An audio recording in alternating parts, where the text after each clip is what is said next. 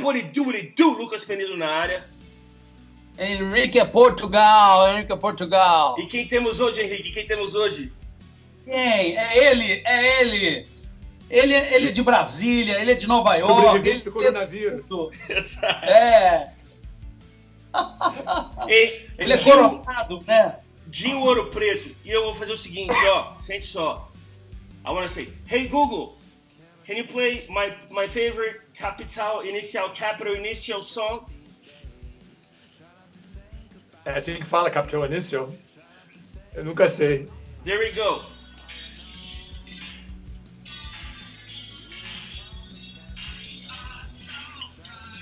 Nossa! Me faça. Pam, pam, pam, pam, pam, pam, pam. Henrique, Portugal, eu vou te falar uma coisa. Outro dia tava eu e o Henrique conversando, Dinho. E a gente tava assim, eu perguntei, Henrique, não vale o Skank, né? Mas qual a música mais elegante pra você do pop rock nacional? Aí a gente ficou, cara, pá. E aí, cara, eu falei uma que eu acho muito legal, do Kid Abelha, que chama-se 92. Acho que ela tem um arranjo bem legal. Mas aí, cara, eu falei, cara, A Portas Fechadas do Capital Inicial, um disco de 88. Cara, essa música é sensacional. É a minha música favorita do Capital. E ela tem um arranjo no teclado, cara, que é meu último desejo, né? E essa música é elegantérrima. Começa com a primeira pergunta. Obrigado. Dinho, você morou, cara, em Zurich, não, em Geneva. Você morou em Washington, velho. E você morou também em Geneva, Viena, certo? Fora Brasília, certo, né? Fora Brasília, São Paulo, Rio, provavelmente. Cara, eu vejo, quando eu escuto ali alguns trabalhos mais, assim, até hoje, mas mais recentes, onde você conseguia falar a data, falar alguma coisa assim da música baseada no arranjo, na produção. Eu vejo que o Capital Inicial tem uma elegância, cara, muito bacana, muito peculiar. Você acha que o fato de você ter morado na Europa, nessas cidades, isso trouxe uma influência direta no som do Capital? Olha, eu não sei te dizer, não sei responder. Eu morei muito pequeno nesses lugares. A única dessas cidades que eu morei, adolescente, Viena e Washington, eu era criança ainda. Eu volto para o Brasil com 9 anos, 10 anos. E a Genebra eu era adolescente. Naquele momento, por curiosidade, é o que eu estava ouvindo agora, botei para ouvir antes do Henrique ligar, eu estava ouvindo agora, dando uma ouvida. De vez em quando eu dou uma satecada em diferentes épocas da minha vida, eu estava ouvindo o que eu ouvia mais ou menos nessa fase da minha vida. E eu estava ouvindo Deep Purple, estava ouvindo Led Zeppelin, estava ouvindo esse som dos anos 70. E não sei te responder se isso influenciou. O fato de eu ter morado fora, se tem influenciado a minha música, a música que eu faço. Eu acho que o que foi determinante na minha musicalidade, na verdade, foram pessoas que eu conheci em Brasília. Legal. Eu conheci o Herbert quando eu devia ter, acho que 11 ou 12 anos, quando eu conheci o Herbert. Herbert devia ter 14, eu acho. Ele é um pouco mais velho do que eu. E nessa fase da tua vida, quando você é muito jovem, assim, o que os mais velhos fazem, o que na época que eles me pareciam quase adultos, né? Embora fossem só 2 anos mais velhos do que eu, mas tudo que eu queria era ser aceito por eles, queria ser como eles, né? E o Herbert ainda tocava, então ele sim tinha um conhecimento, o que me parecia, eu com 12 anos, uma sabedoria, uma avassaladora musical. E eu queria andar com eles, eu queria ser como eles. E eles me diziam, basicamente, o que eu vi, e eu ia lá obedientemente e obedecia. E o que eu lembro das primeiras coisas que eu vi apontadas pelo Herbert e pelo Bi era Jimi Hendrix, era Led Zeppelin, era basicamente essas coisas assim. Mais tarde, aí eu vou morar fora do Brasil, volto. Quando eu volto aos 15, 16 anos, eu conheço o Renato.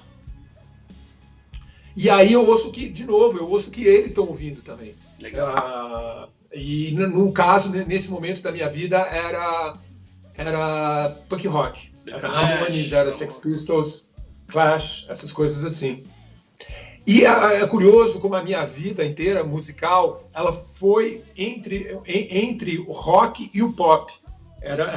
O rock é a impressão digital da minha vida, a primeira coisa que eu comecei a ouvir, e assim foi durante muitos anos.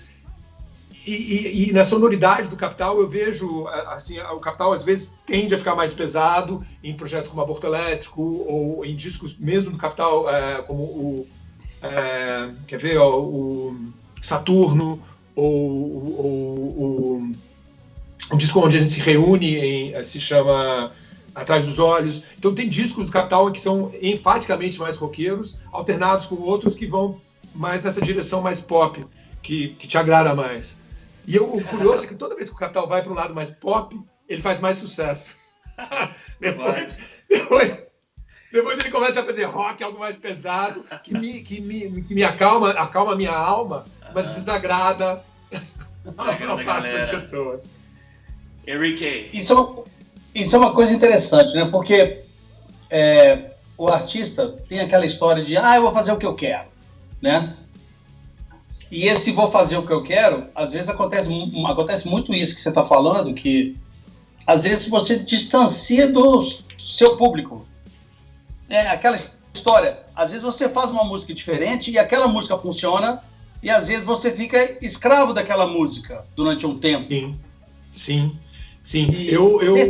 Na história, tem alguma música do Capital que você fala assim, poxa, essa música aconteceu isso durante um tempo, a gente precisou seguir esse caminho.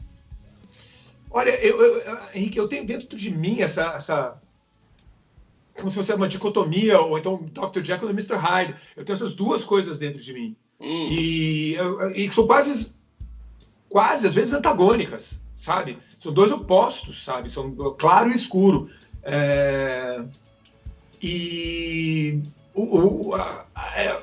Quando o Capital se aventura em diferentes direções, muitas vezes é por iniciativa minha, sabe? Eu falo, esse mesmo disco, você não precisa entender que tem essa música. Sim. Da qual vocês estavam falando no começo. Sim. É gozado, a gente vai e faz o disco, e alguns anos depois eu olho para ele e falo, caraca, sou eu. Era quase como se eu vivesse em interno conflito com a minha própria música, sabe? Eu faço e depois eu olho e falo, porra, caraca, não era isso. A ideia que eu queria era uma coisa mais eletrônica, menos metais, e eu acabei perdendo um pouco o controle sobre a própria criação, sabe? Era como se tivesse... Embora eu fosse eu seja o maior responsável, mas eu não... Era como se não tivesse saído exatamente com o que eu tinha na minha mente, sabe? Na minha cabeça, ao menos quando eu idealizei a sonoridade, não era exatamente isso. Mas você acha que isso vem um pouco de estar numa banda e você ter que, entre aspas, abrir certas concessões? Ou vem um pouco do perfeccionismo daquele cara que fala assim, mas podia ser, sabe, tipo, eternamente, mas podia ser, tá ligado? Não sei te dizer. Eu acho que sim, o fato de se trabalhar em grupo e que todo mundo, você não é o dono da bola, você tem que dividir espaço e responsabilidade com seus outros companheiros, mas também é o fato, assim, de raras vezes eu me dar por satisfeito, sabe? De ficar sempre aquém do que você tinha idealizado. E eu acho que principalmente nessa fase minha dos anos 80. E eu atribuo em grande parte ao excesso de droga, sabe? Todo mundo o tempo todo, tava todo mundo doidaço o tempo todo. E que se eu tivesse sido talvez mais severo, muita coisa eu não teria deixado passar, eu teria rearranjado. Nesse caso, desse disco, por exemplo, ele foi o primeiro disco que o Capital fez com programação. A gente nunca tinha usado, sabe? Então a gente fez com o Susequinde, Marcelo Susequinde. Marcelo Susequinde, produtor. E aí é que tá naquela época, eu não sei te dizer exatamente, porque a tecnologia envolvida foi algo totalmente novo. A bateria acho que não é programada, mas acho que a bateria é trigada. E a gente gravou dentro do computador na época. Então isso foi em 88, isso foi há muito tempo, 32 anos atrás. Então eu não sei te dizer exatamente, teria que perguntar para o Susequinde exatamente qual foi a tecnologia envolvida. Mas eu lembro que a sensação que eu tive lá durante a gravação é que em determinado momento a tecnologia estava ditando a música e era quase como se a tecnologia estivesse nos botando dentro de uma camisa de força, sabe? E eu acho que com o passar dos anos a tecnologia ficou muito mais user-friendly, as pessoas aprenderam a usar, mas naquele momento no que era assim, os primórdios, já tinha acontecido, já tinha rolado o New Order, por exemplo, que era uma coisa totalmente eletrônica. Sim. E talvez o New Order tenha servido um pouco de referência para o disco, embora eu acho que em algum momento eu queria uma coisa mais tecnopop. Eu queria uma coisa que pegasse esse eletrônico que estava rolando em Londres, pegasse essa onda assim e fizesse uma versão brasileira daquilo. Eu acho que também por ser uma coisa... Eu acho que também por ser uma coisa muito nova, né? Em retrospecto, ouvindo de novo, eu tenho a impressão que tem metais demais. Saquei. Vai lá, Henrique. Eu queria mais teclado e menos metais. Depois, você falar em teclado, eu lembro sempre, é uma referência para mim, a história do Capital com o Bozo. Sim. Ele que toca essa linha muito legal. Sim. Compositor, grande. Tem uma coisa, aí é do Capital, mas principalmente de você, que é o seguinte: você pegou a década de 80 tocando, pegou a década de 90 tocando, e pegou os 2000 e os 2010 e alguma coisa, que é essa geração atual, que é a década atual. Independente do que aconteceu com a carreira do Capital, que teve um momento, aí veio o acústico e tal, isso é uma outra conversa. Existem diferenças, assim, você sempre esteve dentro desse jogo. Por exemplo, a década de 80, eu era uma banda local tentando fazer alguma coisa em Belo Horizonte. Eu não cheguei a rodar, Então você é um dos poucos caras que teve presença nestas 4 décadas. E são décadas que normalmente uma contrapõe a outra. Sim. Como é que você enxerga essa diferença destas décadas? Eu acho que a gente começa com uma história de punk rock, a gente começa com essa coisa visceral de Brasília, e eu acho que o Capital vai mudando, mais do que os nossos companheiros de Brasília, mais do que a Legião, mais do que a Plebe Rude, o Capital vai experimentando com coisas como, por exemplo, esse disco. E era uma coisa que eu achava que era virtude, de procurar não se repetir, sabe? De você ir... Eu admirava carreiras como, por exemplo, a do Bowie, sabe? De fazer um disco nessa direção, outro disco diametralmente na direção oposta. Eu achava que isso era uma virtude. Sim. Mas é perigoso. É perigoso. Eu acho que, por exemplo, o disco seguinte que a gente faz, depois desse aí, se chama Todos os Lados, que é totalmente escuro, tem Mickey Mouse em Moscou, tem várias coisas, a gente começa a brincar com samples pela primeira vez. Então, tem esse disco mais claro, outro disco seguinte é mais escuro, e eu acho que a gente acaba sendo percebido no final dos anos 80 como uma banda um pouco sem rumo. Meio tiro pra todo lado, assim. Como se tivesse comprometido a tua personalidade, sabe? E do meio que na onda. Não era a minha intenção. Não era o que eu estava querendo. Eu achava, ao menos, que você poderia experimentar nessas diferentes direções sem comprometer o teu âmago. Mas as pessoas achavam que não. Então, quando chega a geração nova, a geração de vocês, por exemplo, quando chega Skank, quando chega Rapa, quando chega Planet Hemp, quando chega Raimundos, a gente é visto como uma banda sem personalidade, eu acho. E junto com vocês, quando vocês aparecem, a geração de vocês aparece, vem o grunge. Então é um rock muito mais raiz, guitarra, baixo, bateria, que já era justamente o que nós fazíamos lá em Brasília, lá no nosso começo. E eu mesmo entro numa crise de identidade, falo, porra, caraca, as pessoas estão...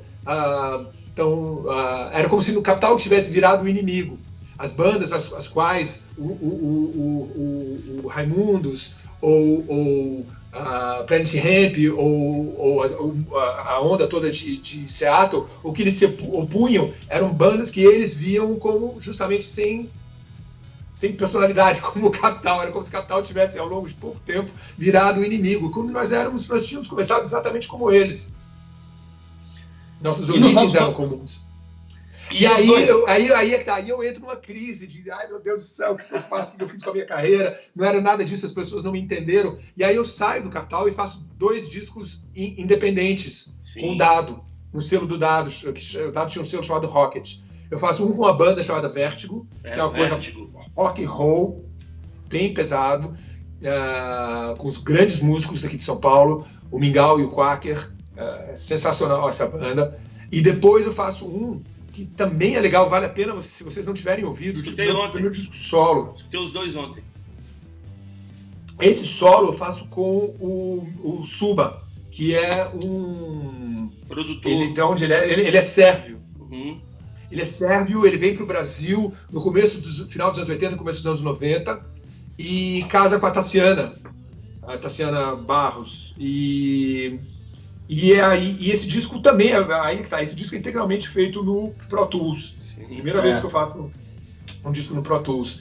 E aí vira um disco experimental completamente maluco. Então eu passo, na verdade, os anos 90 me reconectando com o meu lado indie, digamos. Dinho. Suba, só para completar, o álbum Maquinarama do Skank, a gente ia fazer com o Suba. A gente já tinha acertado que ia fazer com ele, aí aconteceu o trágico. Ele estava fazendo o disco novo da Marina, acho que quando ele morreu. Mas ele teria... Vocês teriam adorado, Henrique. Vocês teriam adorado esse cara, meu. Olha, com a sonoridade de vocês, teria dado mó samba, viu? Teria dado mó samba. Era assim, um experimentalismo de uma criatividade. Ele era um maestro formado. E eu acho que, se eu não me engano, ele vem ao Brasil... ele ganha uma bolsa, eu acho, da ONU para estudar. Eu tenho impressão, posso estar enganado, se eu depois chegar com a Tassiana, mas eu acho que ele vem para o Brasil para estudar a música nativa brasileira, para estudar a música das tribos brasileiras. E aí, assim que ele chega, cai na cabeça dele o plano do Collor, e o dinheiro todo dele é confiscado, o dinheiro todo da ONU aquele é confiscado, belo welcome, ele fica preso. Ele fica preso no Brasil, não tem como sair. E aí ele faz esse disco comigo, ele faz o disco do Edgar Escandurra também, chama Benzina, que é bacana também. Legal. E aí eu volto ao Capital, começo a me envolver no primeiro disco da volta do Capital, que é o Atrás dos Olhos, e de lá a gente faz o acústico, e o Suba morre em 99. Pena, meu. Pena, teria ido longe pra cacete. Já tinha ido longe, teria ido mais longe ainda. E acho que com vocês, Henrique, teria sido demais essa parceria. Dinho, interessante, cara, porque no podcast que a gente faz, né, a gente procura...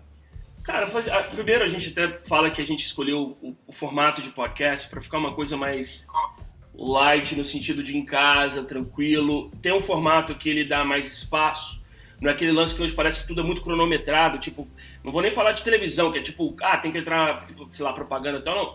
A gente quer que seja uma coisa muito à vontade, mas para isso, a gente procura fazer perguntas que não são tão óbvias, sabe, cara? Aquelas perguntas que, já vi várias entrevistas suas e vejo que muitas delas são aquelas mesmas coisas que fazem parte, as pessoas querem saber tudo. Mas tem muita gente que não viu a resposta ainda. Sim.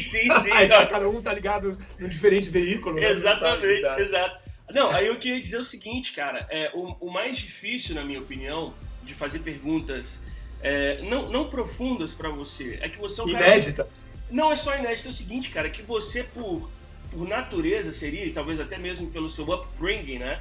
Você já é um cara muito profundo. E isso é uma coisa que eu admiro muito, cara, porque às vezes que eu vejo você dando entrevista, você dá uma olhada assim, você responde de uma maneira muito franca, velho. Então, por exemplo, quando você toca em temas como drogas, você toca em temas como música, eu acho que você, de todos os caras, assim, principalmente do rock nacional, é um dos caras mais francos. Às vezes eu falo assim, talvez teria muita gente que teria medo de tocar em certos assuntos. Será que isso vai, talvez, atrapalhar minha carreira? Alguma coisa do tipo. Você se considera uma pessoa intensa? Talvez intenso seria, talvez, o seu middle name, assim, de um intenso Ouro Preto, talvez? Sim. Eu não sei, eu percebo isso aí que você está falando. Eu sei que às vezes pode... e você quer saber, muitas vezes eu falo coisas que eventualmente mais tarde, reconsiderando, eu olhando para trás, muitas vezes eu me arrependo. Eu com frequência eu tropeço na minha língua. Tipo assim. Eu meto os pés pelas mãos. Aquela do Fresno, né? Que você falou do Restart. Você já ouviu essa, Henrique? Como é que é? Eu não gostei daquilo, sabe? Eu não quero. Mas eu entendi. Eu prefiro falar. Eu prefiro falar das coisas que eu gosto, sabe? Sim. Eu não quero ser como. Não quero ficar me pautando por. Pelas polêmicas, né? E brigas e polêmicas, sabe? Ficar falando mal dos outros. Agora, sabe que uma coisa mesmo que eu desgoste de algo, eventualmente, eu prefiro falar das coisas que eu gosto. Sim. Agora, uma coisa engraçada, né? Você falou isso, muita gente sabe, né? Eu não cresci no Brasil. E cresci em Nova York, né? Então, assim, moro nos Estados Unidos e tal. Morei 5 anos no Brasil. Então, assim... Minhas filhas estão morando lá. Eu vi, cara, fazendo faculdade, né? Vibes, mó legal. Uma tá trabalhando, a outra tá fazendo faculdade. Mó legal, cara. Mas o mais louco é o seguinte, cara. Eu, olhando com o olhar de fora, que olha, por exemplo, como você falou, é interessante essa questão, né, da percepção. Eu olhando de fora, eu olho o Capital justamente como você falou, cara. Uma banda mais pra David Bowie do que uma banda que se comprometia. Eu acho até muito mais arriscado que outras bandas que seguiam aquele... Mesmo que você já sabia como ia ser o próximo disco. Quando eu olho assim, o Capital... O que não é um defeito. Não é? Muito pelo contrário. Tem bandas que são sempre iguais do começo ao fim, como Ramones, AC/DC. Você fala, pô, já sabe, tipo assim, você sabe que vai ser uma letra diferente, talvez uma melodia, mas você fala, já sei como é que vai ser o próximo disco, né? Enfim, então eu acho que isso vale a pena falar. Henrique, você tem alguma pergunta? Não, é legal você citar isso, porque o Skank é exatamente isso, né? Aquela coisa, né? Um disco vai para um lado, outro disco vai para o outro, a gente tem as referências e tal, logicamente tem uma unidade, a gente nunca teve mudança na banda, a banda nunca acabou e tal, quer dizer, nós vamos parar agora, mas assim, nunca acabou e tal. E aí vem aquela história das referências para aquilo que é importante, né? A história das letras, a história de fazer letras de cunho social, porque isso acaba trilhando, assim, o que passa na nossa sociedade acaba nos influenciando para saber o que nós vamos falar e, às vezes, até as misturas musicais que nós vamos fazer, né? Nos anos 80 tinha aquela coisa da crítica. Os anos 90 já é diferente. Os anos 2000 vieram os coloridos, igual a gente fala, né? As bandas, um bocado foi o emo, né? A gente fala das bandas coloridas e tal. Que é uma geração que não sobrou ninguém, né? Praticamente foi dizimada, teve uma vida muito curta, né? Tem o Lucas. Fresno. O Fresno. Mas eu acho que eles não estavam muito naquela. Eu acho que eles eram um pouco mais. Tinha pegado um pouco mais rock and roll mesmo, talvez, ali, não sei. Assim, mais... Mas eles tinham o que eles falam emo, né? Eu não conheço tanto esse universo, mas eu tenho a impressão que dessa turma eles foram os que sobraram, né? De engraçado, eu ia tocar nesse assunto. Mas desculpa, Henrique, você estava não, eu tô falando porque não, é a história das letras, né? Sim. Fala-se, porque o Skank veio nos anos 90 e durante os anos 80 era legal e soava bem, o público gostava de você fazer questionamentos sociais, né? Sim. Os anos 90, a gente falou de algumas coisas, a gente falou de Sem Terra, falou de rebelião, mas a gente viu que esse movimento de você questionar muita coisa nas letras já não fazia tanto impacto no público. E a partir dos anos 2000, isso praticamente desapareceu. Né? E você vivenciou, exatamente, voltando a essa história, é uma experiência única que você tem de ter passado por gerações que tratam a música de forma diferente e que se relacionam com a música de forma diferente, né? Como é que é compor hoje em dia para você? Olha, o meu companheiro de composição ao longo de todos esses anos, eu componho, aliás... O Alvin. Alvin eu começo a compor no disco depois desse aí, da música que vocês pegaram aí. Eu começo a compor com o Alvin em 89, não parei mais. Eu componho com ele desde então, até hoje. E a gente procura evitar ser monotemático.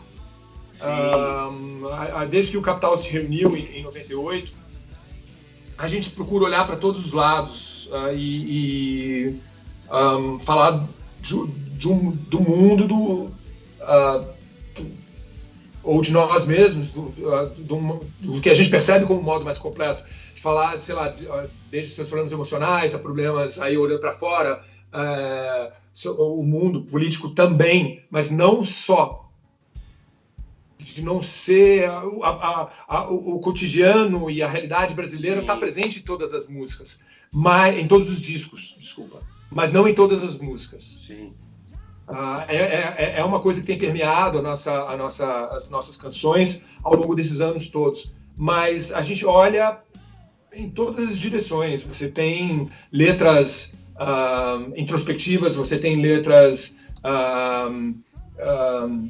às vezes, como é que o Alvin define, cara? As letras que parecem você tomou um ácido, que não dá para entender direito sobre o que você está falando. Volta e meia tem alguma letra do Capital assim que você... eu teria que mencioná-las especificamente. Vai olhar aquela ali que ela é particularmente viajandona. E às vezes não, às vezes é down to earth, assim, dia a dia, a realidade brasileira, pé no chão e algo sobre a dureza que é ser brasileiro. Cara, eu acho que é legal você poder fazer, você evitar, aí mais uma vez, evitar repetição. Sim. De você poder... Qualquer coisa pode servir de inspiração. Escrever música sobre álcool, escrever música sobre televisão, escrever música sobre carros, escrever sobre... e por aí vai.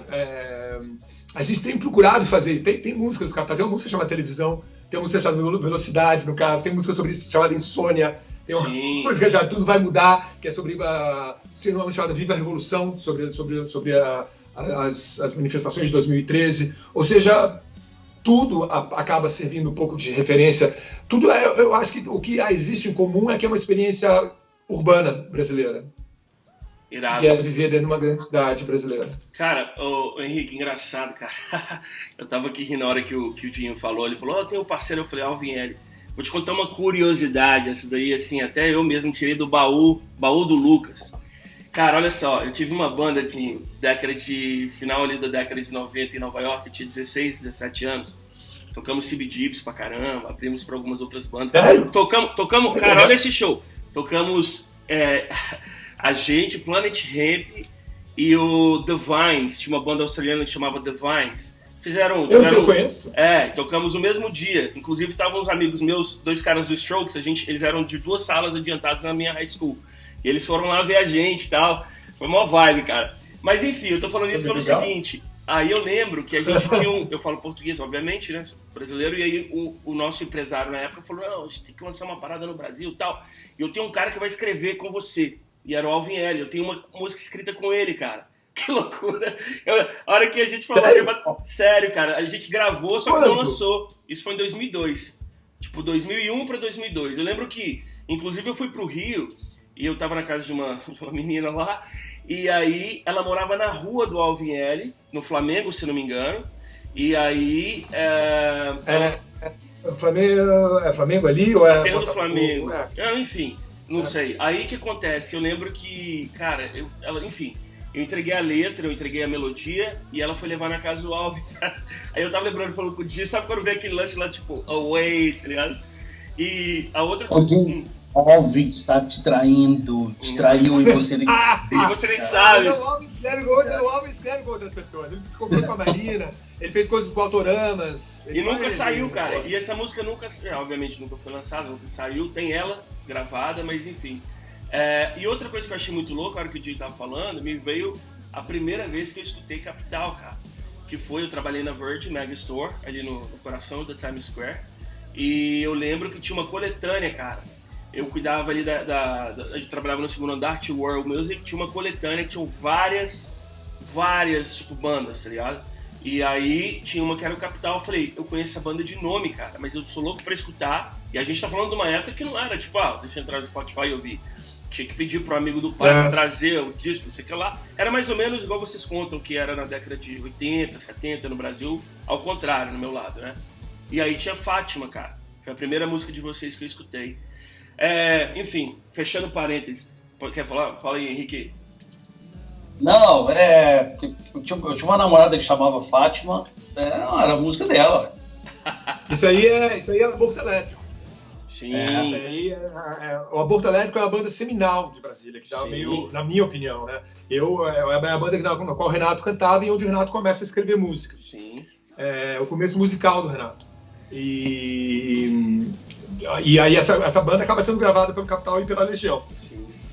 Dinho, tem uma pergunta, imagina, cara, tem uma pergunta. Mais uma vez partindo dessa questão da profundidade da franqueza, né? Eu me pergunto isso, Henrique, também. No mínimo, não vou falar que toda semana, mas talvez umas 2 vezes por mês eu me questiono assim. Cara, será que o meu uso de drogas, tá ligado? Será que isso foi, assim, será que eu me arrependo ou não me arrependo? Eu digo por quê? Porque tem aquele lance de você falar, porra, se eu fosse escolher uma resposta assim, me arrependo. Mas eu olho certas coisas e falo, cara, eu não teria passado por isso, que me ensinou aquilo, eu não teria papapá. E aí, sempre que eu vejo algumas entrevistas do Dinho, eu vejo que o Dinho é muito franco sobre essa questão, fala assim, na lata. Dinho, uma pergunta que eu queria fazer assim pra você. Você se arrepende ou você acha que você teria que ter passado por certas situações para talvez, não sei se a palavra seria dar valor ou enxergar a vida de um certo jeito? Você se arrepende ou não, cara? Me arrependo. Para mim foi muito destrutivo. Eu sou com uma letra pro Cazuza, eu sou exagerado, sabe? Não tem muita medida, acho que comprometeu meus relacionamentos. Acho que comprometeu a integridade da minha música na medida que as coisas, justamente como a gente estava dizendo no começo, as coisas não saíam exatamente como eu queria. E não saíam exatamente como eu queria, porque muitas vezes eu estava simplesmente ausente. E eu estava ausente porque eu estava alucinado, sabe? Então eu me arrependo, sim. A minha relação com as drogas foi super destrutivo. Foi super destrutivo. E foi algo que me acompanhou durante muito tempo. Eu consegui me livrar tarde na vida, sabe?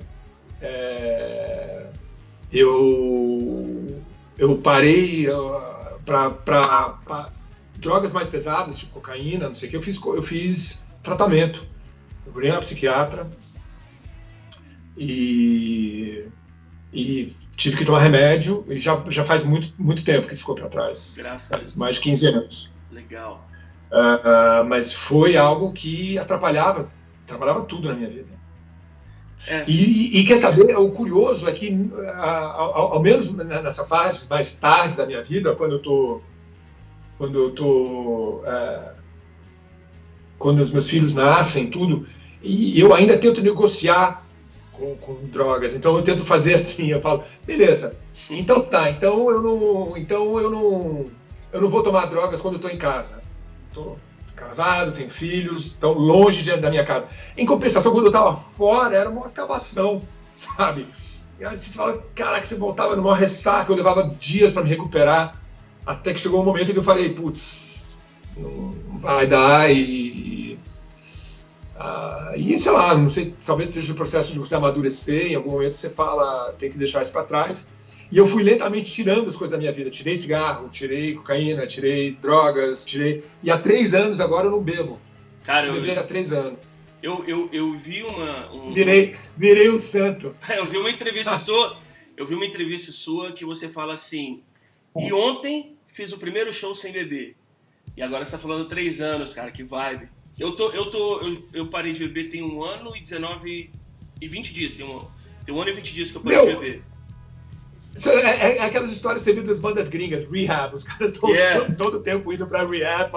Que uma hora você não se dá conta do quanto começa a comprometer o teu trabalho, do quanto começa a comprometer o seu desempenho, a sua performance, e você não se dá conta, ao menos aí que tá, para quem exagera no álcool e nas drogas, sabe, você é o último a perceber. No entanto, muito pelo contrário, aliás, muitas vezes você acha que você estando, aí que tá, você está alterado, você está bêbado ou drogado, você começa a achar que tudo que você faz é uma espécie de uma autoindulgência. Tudo que você faz é maravilhoso, mas na verdade você está sob o efeito do álcool.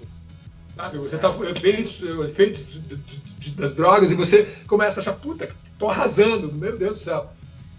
E é preciso que alguém de fora chegue e fale, meu, chill. Você é muito melhor de cara. Exato. E aí, pra mim, foi em fase, sabe? Assim, eu parei de beber... Eu nunca tomei drogas pra me apresentar. Nunca tomei drogas no palco.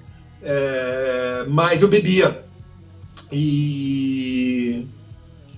Foi um processo lento, comecei a diminuir o álcool no palco, aí depois eu comecei a só beber depois do show, e aí até recentemente eu tirei o álcool por completo. E eu comecei a entrar numas, por incrível que pareça, cara, comecei a entrar numas de esporte. Sim. Agora. Vamos falar sobre isso. Aos 50 anos, cara. Não, eu comecei a correr, meu. Fala aí, Henrique. Tem uma coisa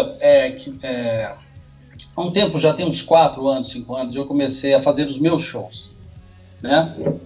Eu tive um problema de voz e tal, e aí, recuperando a voz, eu comecei a fazer...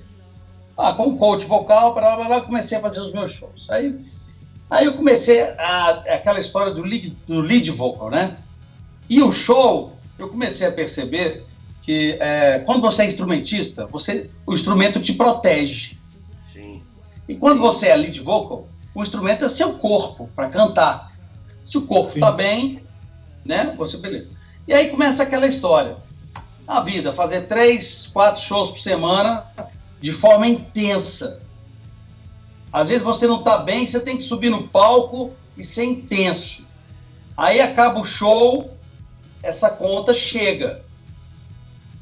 E aí a galera começa a usar coisas para acelerar, para entrar no palco e acelerar. E acaba o show, você tem que às vezes usar de algumas coisas para desacelerar. Que seja um copo de cerveja, um copo de vinho...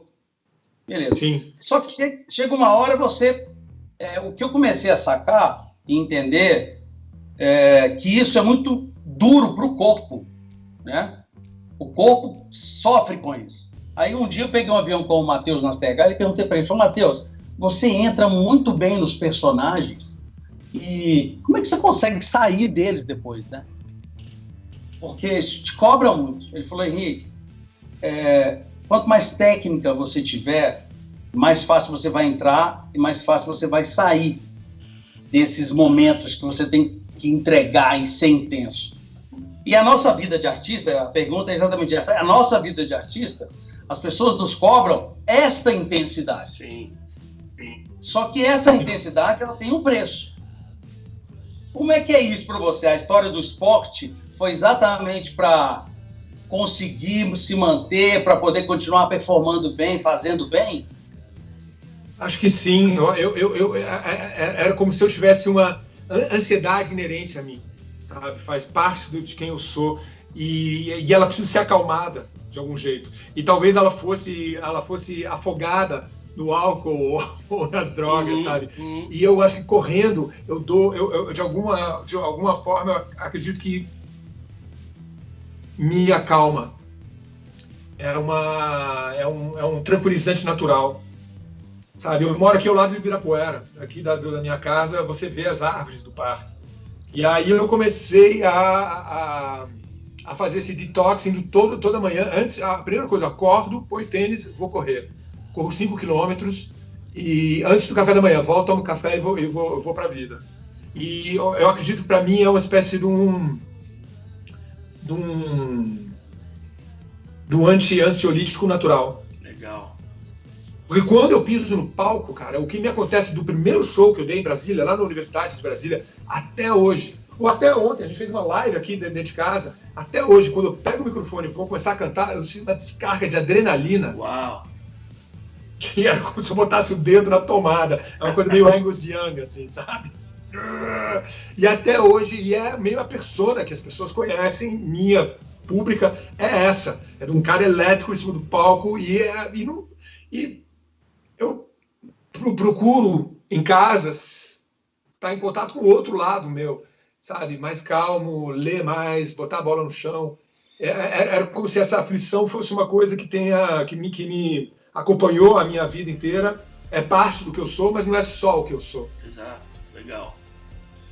Dinho, em 1978, Zurich, você pega um trem, vai assistir o Rush, chega lá, dedinho quebrado, show cancelado, passam-se, sei lá, quase mais de 20 anos, 24 anos, 2002, você tá lá no programa X fazendo uma entrevista com o Rush, e quando eu vi aquilo ali, ontem a gente estava falando com o Reg do Google, me veio uma história também minha à mente, numa palestra que eu dei com um cara que eu sempre cresci admirando, de repente eu tô falando junto com um cara.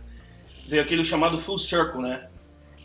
Não sei se aquilo ali passou na sua cabeça e falar, caraca, olha, tipo de adolescente pegando e agora eu tô aqui entrevistando os caras. Uma coisa que eu acho muito interessante, assim, não gosto de falar das profissões, mas das coisas que vocês fazem, que eu faço também, de certa forma, as oportunidades que a vida nos deu de conhecer pessoas legais, de fazer esse full circle. Tem alguma outra história, Sim. cara, que você fala assim, eu tive que me beliscar pra acreditar que eu tô vivendo isso aqui? Tipo assim, igual essa, por exemplo, que você tá com os caras do Rush. Tem alguma outra que você fala assim, cara, uau, olha, tive sabe, tipo, a minha vida, o meu trabalho me proporcionou que eu estivesse fazendo isso aqui com tal pessoa ou tal coisa? Às vezes vendo shows, eu lembro assim, por exemplo, porque quando a gente começou a tocar, eram raros os shows. Quando a gente era adolescente, quando a gente começou a ouvir rock, no Brasil não tinham shows. Shows gringos não vinham para o Brasil. Então, isso fazia com que eles tomassem uma dimensão quase sobre-humana, sabe? Era quase como se fosse mentirinha, como se fosse história em quadrinhos. Além do que não tinha internet. Então, as imagens que você tinha das bandas eram pequenos fragmentos. Você via, no Brasil não tinha revista, não tinha internet, ainda não tinha sido inventado, mas mesmo as revistas de rock eram raras, não tinham shows gringos, e nós morávamos em Brasília. Então, assim, essas bandas todas que a gente começa a ouvir, como o Led Zeppelin e Queen e mais tarde o punk rock, o Ramones, a gente via eu não tinha sequer os discos muitas vezes desses artistas, eu tinha o cassete, que alguém gravava para mim e me dava o cassete. E quando eu vou, e finalmente anos mais tarde, principalmente quando eu começo a vir shows, acho que nos anos... Quando é que é o Ramones, cara? O primeiro show dos Ramones é no Palace, em 80. E quando a gente vê esses caras na nossa frente pela primeira vez, era assim, uou! Caraca, de verdade, eles existem, sabe? E o show do Ramones é igualzinho ao disco ao vivo. O Joey falava as mesmas coisas. Levantava aquele cartaz com Gaba Gaba Rei. Caraca, olha isso, meu. Então, ver esses caras pela primeira vez foi surreal. Mas de encontro, assim, real, de ver na tua frente, talvez um dos mais impressionantes, quem atravessou minha vida inteira como um dos grandes heróis, assim, sempre foi o Led Zeppelin, foi o Jimmy Page, assim, tem até foto do Jimmy Page ali atrás, tem coisas deles. Por todo lado tem alguma coisa do Led Zeppelin aqui no estúdio, e dos Ramones. Gozado que eles são bastante antagônicos, mas foram duas bandas que atrás... Queens, New York. Queen também. Não, Queens, que eu tô falando, é o bairro onde eu cresci. Ramones são do bairro onde eu cresci. Forest São do Queens. All day, baby. São do Queens. New York Yankees, fan. E aí, anos mais tarde, cara, eu conheço alguns deles. Aí, anos mais tarde, eu entrevisto o Robert Plant para MTV, que também foi uma experiência bizarra aquela, porque eles me procuram, sabendo que eu era fã do Led Zeppelin, falam: Dinho, vem entrevistar o Robert Plant, que ele tá vindo, acho que era a primeira, não sei se era a primeira vinda dele, possivelmente, ele estava vindo com a banda solo dele, um projeto solo, e aí eles me procuram, eu vou, estudo de novo, ouço todos os discos, músicas, leio as biografias que eu tinha aqui comigo, vejo o que eu tinha de DVD e vou lá entrevistar, vou para o Maxud Plaza entrevistar o Robert Plant. Chego lá, entrando no saguão do hotel, alguém da produção dele me encontra, alguém da MTV também, eles me dizem: olha, tá lá no estúdio, você lá na piscina, você tem tanto tempo. A única coisa que você não pode fazer é falar do Led Zeppelin. Fala sério, fala sério. Juro, cara, me dá um frio na barriga. Eu falo: caraca, eu não conheço nada da carreira solo. Você fala: que produto aliás, você usa nos seus cabelos? Aliás, pior ainda, eu não gostava muito da carreira solo dele, eu achava meia boca. E aí eu falo: cara, e agora? O que eu vou fazer, velho? Aí eu fico 1 hora com o Robert Plant, eu entro lá, vou até a piscina, entra o Robert Plant, aquela coisa maior do que a vida, né? E eu me controlo, eu me recomponho, e eu fico 1 hora com o cara enrolando. Uau. Falando: e aí? Quando eu falo de música, eu passo 1 hora sem falar especificamente de nenhuma obra dele. Eu fico falando de música, do que você gosta, o que você compõe, o que você pensa. Brasil, você já tinha vindo, para onde você vai viajar, vejo que você gosta do mundo árabe, conta disso. Enfim, foi 1 hora de enrolizer profissa. Uau! E anos mais tarde, com os Ramones, eu conheço o Mark Ramone, o batera, que vem aqui para São Paulo, e eu faço uma gig com ele, tocando Ramones, e era o dia do meu aniversário. Quando e isso 27 de abril, 27 de abril tá chegando, hein, bro? Tá chegando semana que vem. E a gente faz ele canta parabéns pra mim, eu tenho isso gravado até hoje. Então eu tenho um dos Ramones, cantando parabéns pra mim. Aí você falou. Inclusive, cara, dia 27 de abril... Você gosta disso? Caveiras? Do Capital. Olha, estão para todos os lados. Deixa eu pegar uma aqui também, peraí.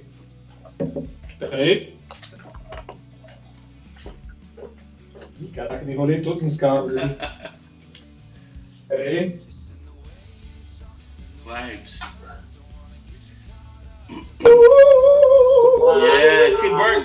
Tim Burton, né? Esse é tem caveira pra tudo quanto é lado aqui, meu. Essa ali é do Nightmare Before Christmas, do Tim Burton, talvez, né?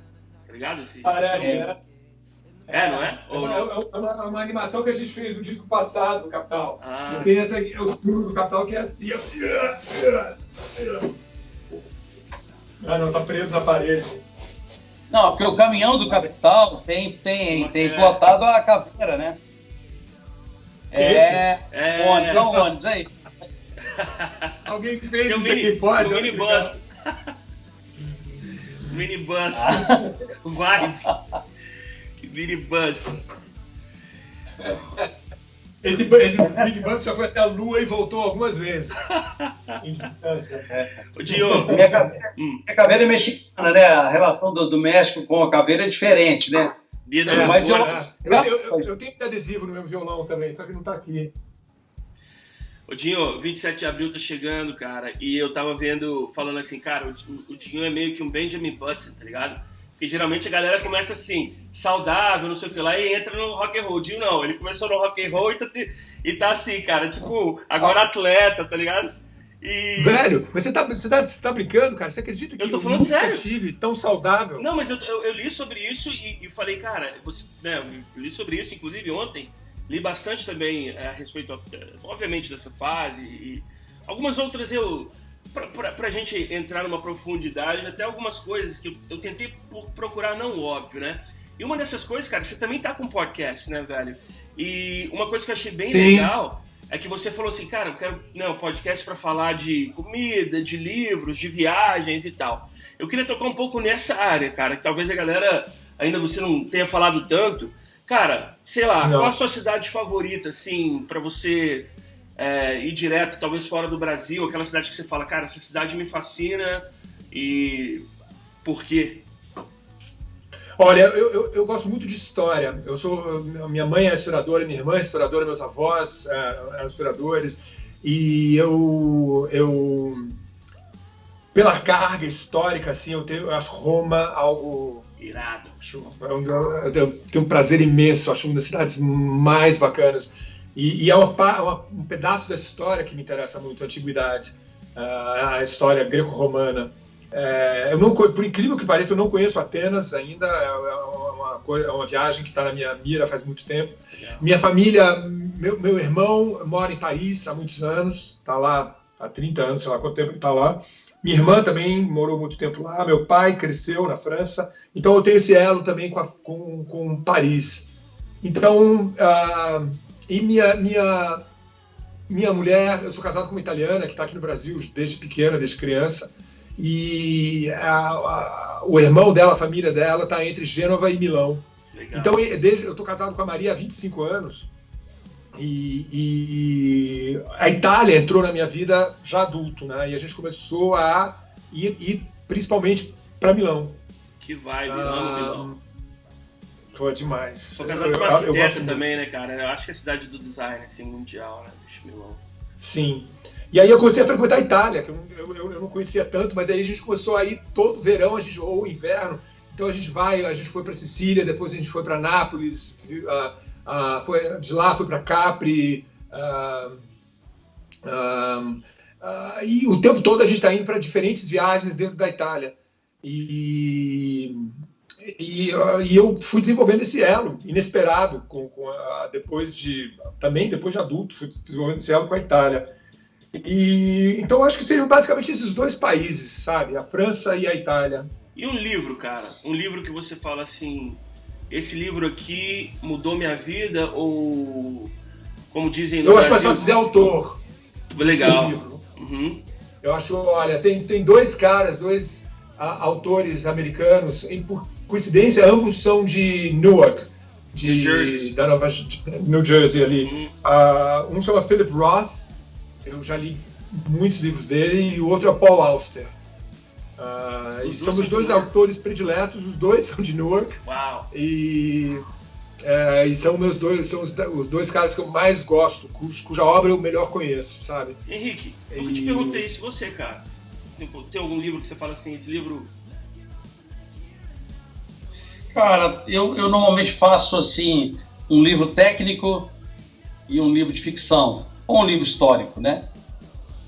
Boa. Sabe uma coisa muito louca? Eu tava ouvindo... Estou lendo Dostoiévski, Os Karamazov, e... Boa, legal. E livro Como Nascem as... até o livro estava até aqui. As influências, as tendências. Como nascem as tendências. How Trends Are Born. Legal. Agora, engraçado o Dinho falando isso, cara, e um pouco mais cedo, eu tenho dois livros que influenciaram minha vida de maneira muito profunda. Um é a Bíblia, mas o outro é um livro que eu conheci há 1 ano e 19 dias, foram Os 12 Passos do AA. E esse livro realmente é um livro, pra mim, o meu livro de cabeceira, cara. Muito louco isso, porque eu também gosto muito de ler, né? Minha mãe incentivou isso desde muito, muito cedo. Então, foi a maneira que eu aprendi a falar português, cara. E pensar que, tipo, Os 12 Passos tornou meio que um louco isso, né, cara? Enfim. Mas por que esse livro? Sabe por quê, cara? Os 12 Passos, né? Desculpa. Imagina.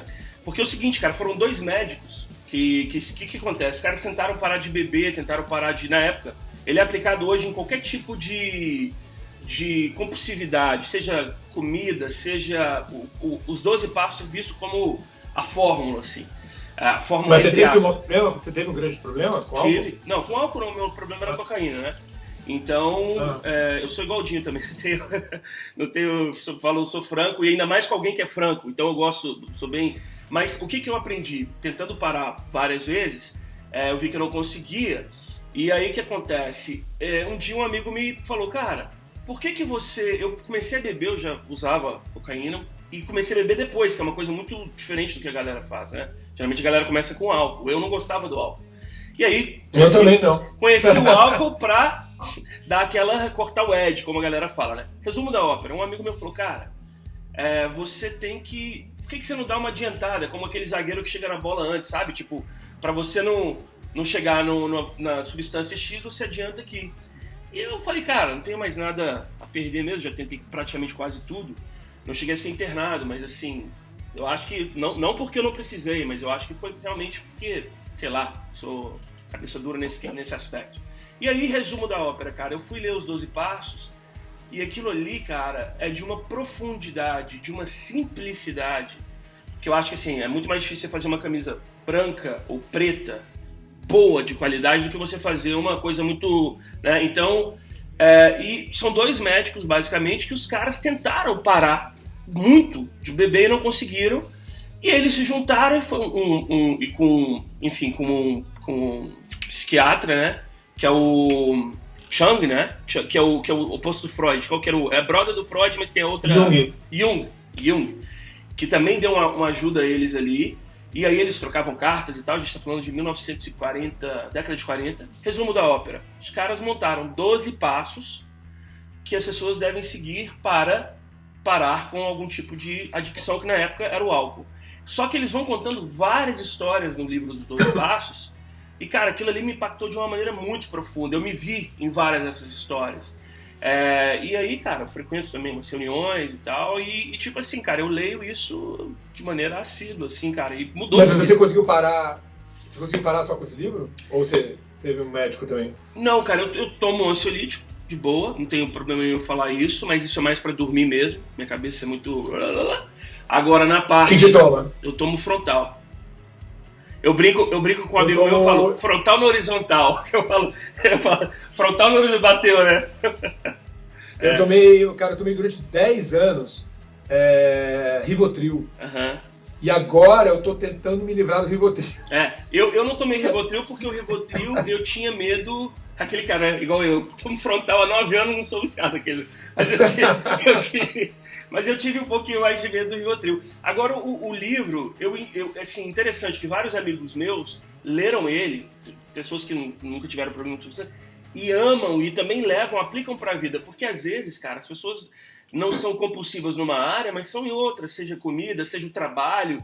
E é um livro que, cara, você pode tirar ali a palavra alcoólatra, alguma coisa, e colocar outra e a parada super flui, assim. Compulsão, então, né? Compulsão, exatamente, cara. Não tem medida. Falando nisso, cara, eu ia falar, o Henrique já adiantou. Pode falar, Henrique, manda ver.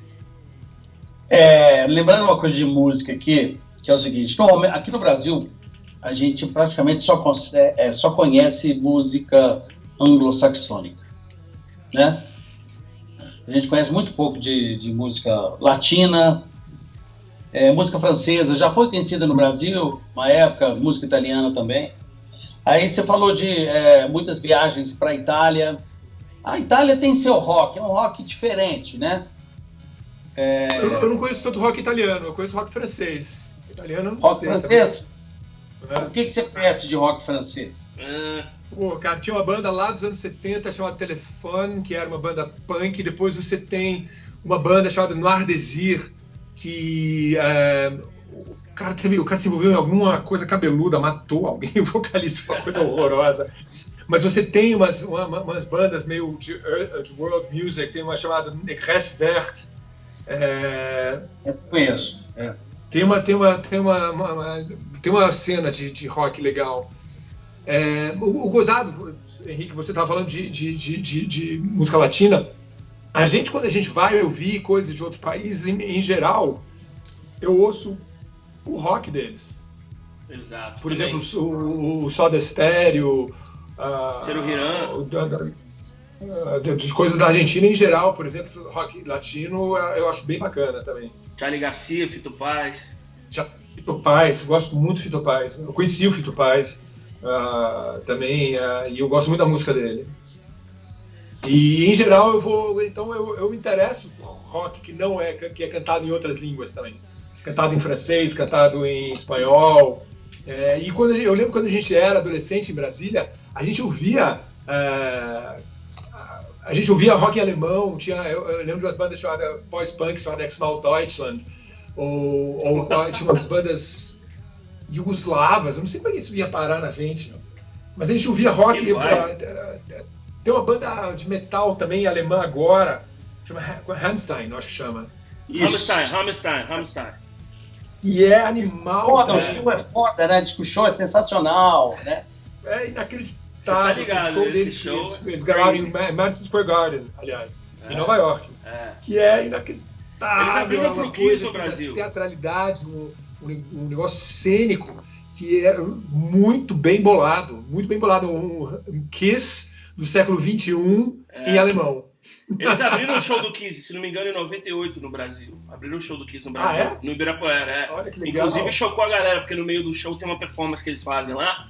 Diz que tava assim a galera com pai, filha, aí os caras vieram, tem uma... Eu acho que tem isso no YouTube, aí a galera, uau. Mas o Henrique, sabe uma coisa que eu acho muito interessante? Tá aí um cara bom para perguntar isso. Henrique tem tocado num assunto fascinante, Dinho. Chama-se inteligência emocional. Tá aí um cara bom para perguntar. O que você acha, Henrique? Cara, porque o Capital, ele começou, depois ele parou. Eu lembro uma vez quando esse cara estava começando, você morava no centro. A gente se encontrou na rua. A gente se encontrou na rua, isso. Na porta da minha casa. Caraca, exato. Eu morava ali. Você morava na São Luís, né? Não era na São Luís? Era, cara. Vocês passaram, vocês viram no hotel ali, né? Cara, a gente ficava na Martins Fontes, ali pra cima. Era um hotel que chamava Bristol. Horroroso, em frente ao Brasilton.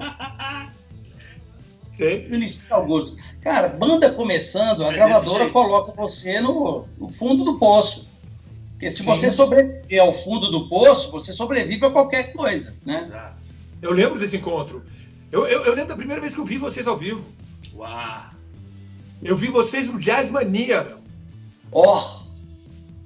Eu não tinha... Devia ser pra 100 pessoas. Cara. Que ano isso, Dinho? Puta, eu sei qual ano foi, porque foi o ano que eu saí do Capital. Foi em 93, cara. Uau. Abril de 93. Foi no inverno de 93, deve ter sido maio, junho de 83. Uau, que vibe. E eu lembro que eu tinha acabado de decidir que eu ia sair do Capital. Desculpa aí. Eu tinha decidido, eu lembro do dia até hoje, porque eu tinha acabado de decidir que eu ia sair do Capital, e eu vou lá e dou de cara com a Ana Butler. E eu falo pra Ana, e era o show de vocês.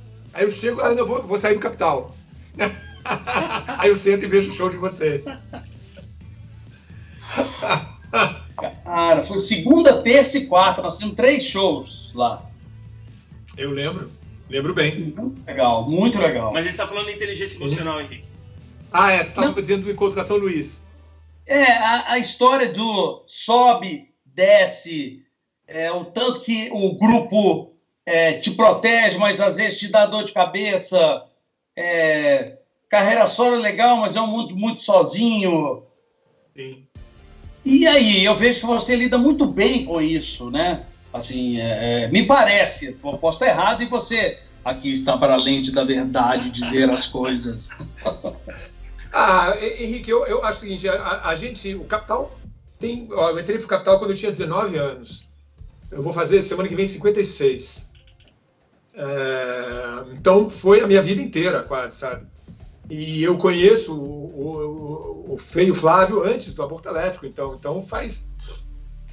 conheço há 40 anos, quase. Então, às vezes é sufocante. Às vezes eu tenho a impressão assim, que o desejo de falar, puta, eu não sou só isso. Ou eu tenho vontade de tocar com outras pessoas, tocar com outros músicos, sabe? Então, o que eu acho que é possível, no entanto, fazer é compatibilizar as duas coisas, sabe? De você botar, por exemplo, botar um pé no Capital, um freio no Capital, diminuir e fazer e experimentar a sonoridade com outros músicos. Eu acho que é saudável e eu acho que é uma forma de você, até paradoxalmente, garantir até a longevidade do Capital, sabe? A alternativa seria você se encher o saco, falar, não aguento mais esses caras, chega, vou embora, tchau, acaba a banda. Eu acho que o jeito de você diminuir talvez a intensidade seja uma forma de dar uma sobrevida e de você conseguir ir mais longe. Que inclusive é muito quem sabe a gente está aqui, quando a gente tocando, eventualmente quando a gente tiver daqui a 10 anos, 70 anos, quem sabe? Não, e engraçado que é o seguinte, você falou uma coisa que eu acho interessante. Aqui, Europa, sei lá, as bandas, elas têm muito disso, né? Fazem uma turnê, param, ficam 2 anos em off, voltam porque eu acho, cara, que isso ajuda muito na convivência, bro. Porque senão Exatamente. a galera fica maluca, tá ligado? Exatamente. Aí é que tá. As turnês brasileiras, a natureza das turnês brasileiras Agendas é diferente abertas. das turnês gringas. Agendas Estão abertas. sempre abertas. Aí os É uma, caras... turnê, é uma turnê sem fim. Então você acaba tendo um convívio muito mais intenso, muito mais íntimo do que as bandas gringas. Sim. Então você pega essas bandas veteranas gringas, os caras vão, fazem uma batelada de shows e depois tchau. Ficam 6 meses sem se ver. Eventualmente até mais. Sabe? Inclusive um bom disco que eu escutei agora, do Strokes, o novo, tá aí uma banda, cara. Os caras vão, somem, depois voltam, vêm, somem, vão. E o Casablanca faz show sozinho, vem aqui pro Brasil, toca no Lollapalooza, toca sozinho. Dinho, cara, você é um cara fascinante. Não sei se já te falaram isso, mas eu nunca te falei. Então, você é o cara. Eu queria te dizer o seguinte, perguntar, cara, e para pessoas fascinantes o que mais me atrai é a mente, né, obviamente. Até mesmo voltando um pouquinho, falando de cinema, cara, quais são os filmes que você, shaped, né, que marcaram, talvez, qual que seria a palavra em português? Seria lapidaram. Nossa, gastei o português todo. Moldaram a sua vida. Talvez. Olha, de novo, diretores mais do que filmes. Só. Eu acho que seria Stanley Kubrick. Legal. Acho que é um dos que eu mais gosto. Eu gosto do Scorsese, Coppola, o Wes Anderson. Gosto muito. Como é que chama o inglês que fez Dunkerque? Norman fez os 2 Batmans também. Tim Burton? Não, Tim Burton ele não. Bom, Tim Burton também. Também é bom. Bom, aí vai embora quando falar de cinema. Mas não, o cara que fez, quer ver, o filme do... Deixa eu ver se eu acho, vou pegar o Google aqui, Qual? O que eles falaram? Não, que fez, Norman Foster. Fez os 2 Batmans? Norman Foster. Norman Foster? Não. Norman é alguma coisa. Qual é o nome desse cara, meu? Batman, deixa eu ver, peraí. Matt Reeves? Não. What is this guy? Norman Foster fez os Batman da década de 60. Não, Christopher Nolan. Nolan, bom. Tá. Christopher Nolan. Esse cara fez, quer ver? Vou pegar aqui pra vocês o que esse cara fez. Hey, Benji, come Ele fez Interstellar. Aí, Quarentena Vibes, galera. 2 Batman, ele fez Batman Cavaleiro, Cavaleiro das Trevas, fez A Origem, fez Dunkerque. A origem daqueles filmes você tem que beber ou tomar alguma coisa pra Benji ver, says né? hi. Demais, né? Say hi to Gino, this is Gino right here. Hello. Say what's up, How you Gino. doing? Canta aquela música que a gente canta, que você curte assim. A vida é um vai e vem. Nada é pra sempre. Ó, o Coitado, bacana. Não, ele ama, cara. Ele gosta. I'll see you later, bro. É quarentena vibes aqui, bro. It is what it is, tá ligado? Quarentena Não vibes. tem como, cara. Eu falei com a minha esposa, porque aqui a gente mora numa townhouse legal, mas assim, pode ser a casa do tamanho que for, que a criança tem uma hora que fica maluca, né, velho? Inclusive, Dinho. Você tá no Brasil? Eu não tô no Brasil, não, cara. Eu tô em Miami. MIA. Olha só a coisa internacional. Você tá onde? Tá? Meu, caraca, eu não sabia. Como é que tá a coisa? Como é que estão as coisas aí, meu? Aqui? Cara, Estados Unidos como um todo, né, você viu o que o Trump fez ontem? Que agora vai a imigração, louco, né? Assim, loucura. Vi. Mas o que Fechou, né? Fechou. Mas o mais louco de tudo, cara, assim, os Estados Unidos é muito por estado, cara. Então você tem estados que são ultra conservadores, que já estão em, sei lá, quarentena há quase 2 meses. Você tem Nova York que foi obrigada a entrar numa quarentena compulsória, porque você imagina uma cidade que depende de pessoas no sentido de, assim, por exemplo, o metrô, as pessoas quase não usam carro, então imagina você ter dentro de um metrô 200 pessoas, então você tem que eliminar aquilo ali de maneira bem rígida. Miami é uma cidade que ela é conhecida por não levar as coisas tão a sério. Então, por exemplo, já abriram algumas praias e tal. Eu, particularmente, assim, tenho visto o seguinte, cara. Obviamente tá estranho, né? Eu acho que vai voltar um pouco mais cedo do que se imagina, porque eu não sei se nenhum país aguenta ficar tanto tempo parado. Mas assim, cara, é isso, não tem muito o que dizer. É a primeira vez na vida, eu tava no 11 de setembro, tudo. Mas as pessoas estão respeitando aí em Miami? Como diria no Brasil aquele cara, mas aqui respeitam, mas não respeitam talvez de uma maneira tão rígida como o Midwest, por exemplo, que a galera falou, tá falado. Aqui, so. Agora, é engraçado, até é interessante, eu queria falar sobre isso, né? Geralmente eu ia começar fazendo essa pergunta, mas a gente entrevistou algumas pessoas, a gente falou com psiquiatra, a gente falou com um teólogo, a gente falou com um personal trainer, falando sobre o Covid. Agora a gente tá falando, querendo ou não, também com um sobrevivente do coronavírus, né, cara? Porque você teve o coronavírus, né, velho? Como é que foi, cara? Como é que foi, cara? É horrível, cara. Nossa, ao menos porque não é igual para todo mundo, aparentemente, né?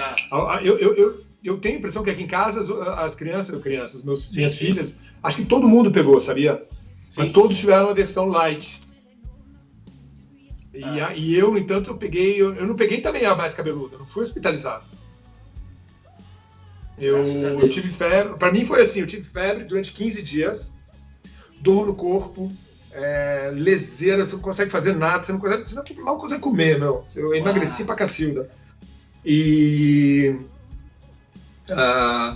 aí o pior dessa versão um pouco mais pesada do vírus é que você, quando você já está exaurido, você já está doente há um mês, há uma semana com o vírus, exausto, tem uma piorada. Quando você acha que agora já foi o pior.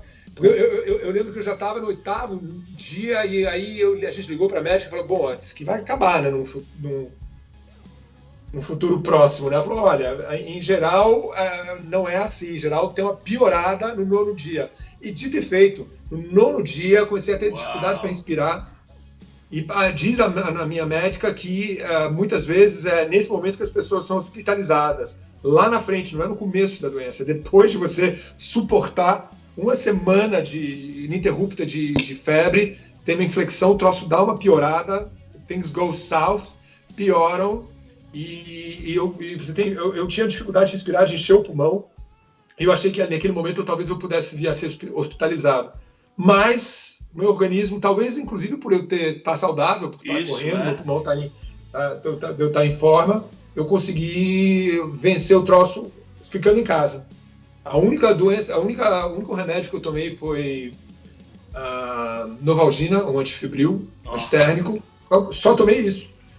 E miraculosamente, no 14º dia, o troço vai embora.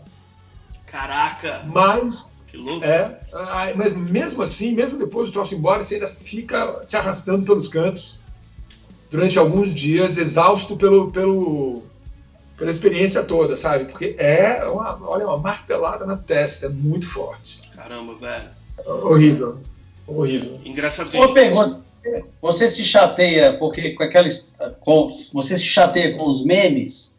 Porque a galera fez eu achei sensacional da história do dengue, depois pegou o corona. Peguei a febre suína também. Diz que é imortal. Você é Wolverine. Incrível, cara. Eu sou um para-raio de voodoo, isso sim. Não, isso na verdade, eu não sabia desses memes e li sobre eles ontem. Eu falei, cara, que elogio, velho. Quer dizer, o cara é Keith Richards' cousin, second cousin, entendeu? Tipo, né? Meu! Vai sobrar ele. Vou doar meu corpo pra ciência. Agora, engraçado que eu tava aqui, eu escuto, né, música brasileira, principalmente com meu filho, pra ele pegar o português. E, assim, né, eu tava escutando, quero mandar até um abraço pro meu compadre, seu Jorge, e tava vendo aquele DVD que vocês gravaram lá, o DVD. Que ano que eu tô, bicho? 1812. Aquele show que vocês gravaram em Nova York. Ué, mas é o DVD. É o DVD? Eu ia falar, porque eu achei que era já direto nos formatos de plataformas digitais. Foi irado, né, cara? E o seu Jorge até participou. Por que Nova York, velho? Já talvez por causa das origens do Capital, do CBGBs, sabe? Do Ramone, Blondie, toda a cena de Lou Reed, e mesmo quem não era nativo de Nova York, sei lá, os Stooges, ou a Patti Smith, essa cena toda de Nova York foi muito influente na nossa vida, sabe? E eram as duas capitais do rock, era como se fosse, pelo menos na nossa cabeça, era Nova York e Londres. E em Nova York a gente não tinha elo nenhum, desculpa, com Londres a gente não tinha elo nenhum, a gente peitou de fazer em Nova York. A gente achou que tinham mais brasileiros morando nos Estados Unidos, e de fato tinham, porque a gente botou ingressos à venda ali. E 90% das pessoas, a gente conseguiu vender os ingressos todos naquele lugar que chamava... Terminal 5. E deixa eu te falar... A gente conseguiu vender os ingressos todos. E falo mais. 90%... Não, e digo mais, o Terminal 5, cara... tem uma pergunta que eu queria te fazer também. O Terminal 5 é um lugar... E aí eu falei, caraca, capital irado, porque é um lugar que tocam os gringos, cara. Tocam as bandas com já um público legal, assim, sabe? Inclusive eu assisti Arcade Fire tocando no Terminal 5. Então, uma pergunta, Dinho. Sucesso, cara. Você acha que fazer sucesso no Brasil tem que pedir desculpa? É uma coisa paradoxal, assim? O que você acha? Às vezes te disse, né, que no Brasil as pessoas... não é sucesso musical, qualquer tipo de sucesso. Sim, é um empresário que é bem sucedido, ou um restaurante que as pessoas, de algum modo... Eu não sei se quem quiser se inveja, eu não sei. Eu acho que sim, às vezes você percebe muito ressentimento, mas aí é que tal, o que você vai fazer, sabe? Você ir em frente, né? Diferente. E junto a essa, uma outra pergunta. Além do que tem mais uma coisa, cara, a gente está há tanto tempo. Exato. A gente está há tanto tempo, a gente é quase parte da mobília, sabe? A gente está aqui faz 40 anos. Não é parte de mobília, não. Cara, a sobrevivência faz parte da competência, cara. É consequência da competência. Olha, eu digo mais. Incrível, eu me surpreendo. Não é parte da mobília, é parte da vida mesmo, da memória afetiva. Porque aqui, ó, duas bandas aqui que se juntar as duas dão 70 anos, né, velho? Juntar aqui, ó. Velho, eu vou falar. Cara, então duas bandas que são... Conte para mim, conte. Aí, tá tirando com a gente? Fala sério. I'm a little baby, man. I'm 38, baby. Agora, sério? Tenho 38, cara. É isso aí. Agora, a gente tá caminhando aí pra que a gente chama de saideira. A gente tem também agora a gente colocou um quadro que é Pergunta do Fã. A gente tem um fã. É um cara que é um amigo meu de infância, ele gosta de assuntos gerais e ele seguiu um caminho assim completamente diferente do meu. Ele trabalha num banco e tal, só que ele brinca comigo e fala, pô, Lucas, eu queria ter feito o que você fez, cara, não sei o que. Ela falou, não, velho, eu falei, um dia eu vou colocar ele na fita, que é ter acesso à galera que eu aí eu falo, você é um fã da parada, então eu vou colocar a pergunta dele, mas só pra fechar essa parte assim do bate-papo, antes da gente entrar na saideira. A vida é um vai e vem, nada é pra sempre. Então você tava falando dele, né? Você tava falando do Seu Jorge. Não, eu tava falando dele, mas eu tava falando também, eu queria pegar essa letra da música, assim, né? A vida é um vai e vem, nada é pra sempre. Dinho, 27 de abril, fazendo 56 anos. Aquela reflexão, quem é o Dinho de 56 anos?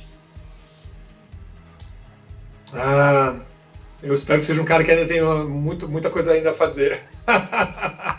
Olha, eu sou um cara muito voltado para minha família, muito voltado aqui para meus filhos, para minha mulher, ao menos quem eu me tornei, né? Quem eu sou hoje, né? Porque talvez 10 anos atrás fosse diferente, mas hoje eu quero tranquilidade, quero sossego, como diria o Tim Maia, sabe? Foram anos ininterruptos de shows, viagens, assim, então eu quero um pouco poder correr no parque, ler, ficar tocando. Enjoy life. Enjoy life, sabe? Essa banda com a agenda em aberto, tocando sem parar, é exaustivo, sabe? Eu tenho só vontade de diminuir um pouco.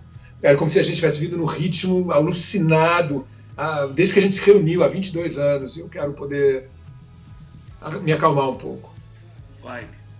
Ó, pergunta do fã. Daniel Magalhães é o nome dele. E eu vou pedir um carinho, se possível mencionar Daniel Magalhães. Qual o nome dele? Daniel Magalhães, sabe por que é isso? Porque ele coloca Qual isso. o nome dele? Daniel Magalhães. Porque Daniel. ele coloca isso nas redes dele, tipo assim. Ó, eu falo isso quando ele vai no show do Skank, eu falo, cara, olha lá tal. Mas ele é um cara que saca muito de cultura. Então aqui, ó, tá aqui a pergunta dele. Let's play. Here we go. Peraí. Só deu um pause aqui. Here we go, let's go. Salve Lucas Penido, meu brother, de coração. Salve Henrique Portugal. Cadê o pênalti que nos deram pra gente no primeiro tempo? Essa só os fãs das antigas conhecem, né, Henrique? Permita-me apresentar o time do Preto. Eu sou o Daniel Magalhães, caixeiro viajante. Paro aqui para fazer pelo menos 3 perguntinhas para o Dinho, se é que me permite, né? A primeira pergunta, Dinho, é mais uma curiosidade de fã, né? Como foi o processo, né? De repente o aborto elétrico se divide, Legião Urbana para um lado, Capitão Inicial para o outro, vocês separam os repertórios, né? Eu queria que você contasse essa história para a gente aí, que é muito interessante, tá? Então, a primeira curiosidade é essa. A segunda pergunta é porque o Renato Russo, ele diz num show que os Paralamas do Sucesso foram, né, o padrinho da Legião Urbana e, consequentemente, foi o Paralamas do Sucesso, eles foram o grande padrinho do rock de Brasília. Então, o rock de Brasília teve Legião, Capital, teve Plebe Hood, né? Foi um movimento intenso de rock naquela década ali de 80, 90, naquela geração ali de rock ali. Então eu queria que você dissesse a importância dos Paralamas do Sucesso para o rock de Brasília. É isso. Daniel, vamos lá. Então, bom, Daniel Magalhães. Daniel, vamos lá. Daniel, olha, a primeira parte da tua pergunta é o seguinte: o aborto elétrico começa. Eu não sei exatamente quando começa. Quando eu conheço essa galera, eu os conheço em 81. Eu tinha ainda 16 anos. Eu ia fazer 16 para 17. E ainda existia o aborto elétrico. Mas pouco. Eu pego um ano do aborto elétrico só. O Renato, lá pelas tantas, sai e o Renato passa por uma fase sozinho, só violão e voz. E ele se autodenomina o trovador solitário. E ele sobe violão e voz só, e ele toca Eduardo e Mônica, toca Faroeste Caboclo, eu não sei mais que canções são dessa época. Enfim, ele fica, e é gozado porque era uma época que tava todo mundo, ao menos a nossa pequena turma, nossa minúscula turma de Brasília, estava completamente envolvida com punk rock. E o Renato subia nos palcos mambembes, os palcos eram todos improvisados, ele subia no palco e com violão e voz tocava essas músicas intermináveis. E as pessoas reagiam muito mal. As pessoas vaiavam, falavam, ou tratavam com indiferença ou com hostilidade. Poucas, eram um punhado de pessoas que tentavam prestar atenção no que ele estava fazendo. E esse projeto acústico dele, voz e violão, o Trovador Solitário, é um projeto intermediário entre... enquanto ele está fazendo isso, surgem as sementes do que viria a ser o Capital. O Capital surge com a Fê, Flávio e o Louro e uma outra menina cantando, uma menina chamada Heloísa. O Capital surge assim. E a Legião, eu descubro do nascimento da Legião, porque os meus 2 melhores amigos eram o Dado e o Bonfá. E aí eu lembro que a gente estava uma vez num bar e o Bonfá que chega pra mim e fala: Dinho, eu vou fazer uma banda com o Renato. Eu falo: sério? Caralho!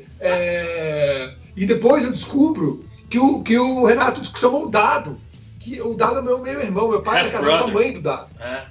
Então eles são meus 2 melhores amigos para tocar com ele. Eu fico quase assim, pô, deixa eu tocar também, deixa eu entrar nessa banda também, deixa eu fazer alguma coisa. E isso deve ser no final de 82, eu acho. Ou em algum momento em 82. Herbert Viana. E aí se consolida